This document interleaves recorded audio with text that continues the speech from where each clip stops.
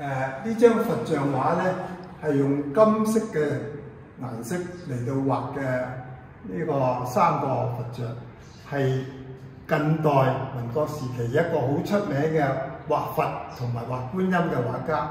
咁佢咧為咗因為每日都畫佛，佢就將自己嘅名咧，佢係姓錢，都將自己嘅名咧叫做錢化佛。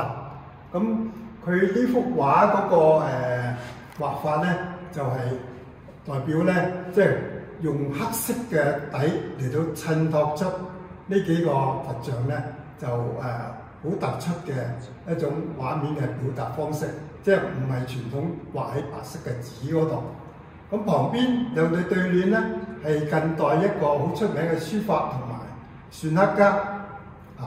咁佢咧就用呢個叫做隸書嚟到寫出嚟嘅。咁佢嘅名咧就叫鄧散木。咁佢個別號咧叫佢個書齋叫次簡林。咁係一個好有風格同埋咧就好有特色嘅一個書法篆刻家。